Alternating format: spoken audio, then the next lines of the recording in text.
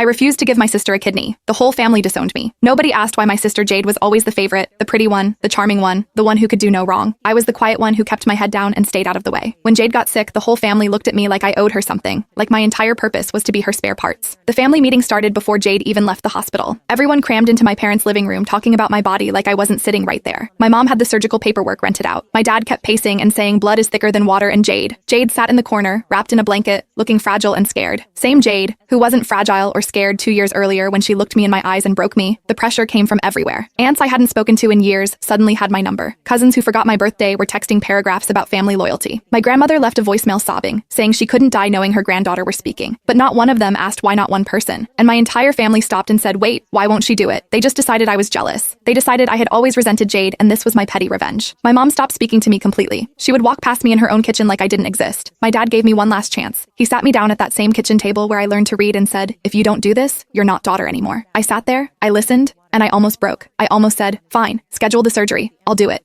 Then I remembered the night before my wedding, what I walked in on, what Jade whispered to me after, like it was nothing. I looked my dad in his eyes and said, no, he hasn't spoken to me since for 10 years. I thought the story was over. Jade got her miracle transplant. I got erased. Life moved on. Then out of nowhere, the hospital called. Jade's kidney was failing and they couldn't figure out why something in her records wasn't adding up, so they started digging. They needed family history. They needed answers. A week later, a thick envelope showed up at my door. Inside was a report and a note from a hospital worker during their review covered Jade's mental health screening from the original transplant standard procedure. Every recipient does one before surgery. In hers, she talked about me. She told the counselor she had done something that damaged her relationship with her sister. She slept with my fiancé the night before my wedding to see what he would do. Those were her words. A test, she destroyed my entire life because she wanted to run a test. My hands were shaking, but I kept reading. The next page was about the donor. He was anonymous back then, but he recently contacted the hospital wanting to help Jade again, so they looked him up. His name was Christopher, my Christopher, the man I was supposed to marry. He gave Jade his kidney 1 year after I ended our engagement. They must have already together by then, the document showed. They got married 6 months after the surgery. 10 years of a life together. Kids, a house, family, vacations. My family spent a decade treating Jade like a saint and me like a villain while she was building her dream life with a man who helped her break me. I sat with that for a long time. Then I picked up the phone and called my mother. She picked up, already crying. She had just gotten the same envelope. A week later, my mom called Christopher Lede. I asked why she got by. Then she told me they found messages during the divorce years of them 8 different men. 3 were husbands of her closest friends. I hung up the phone and I laughed until I cried.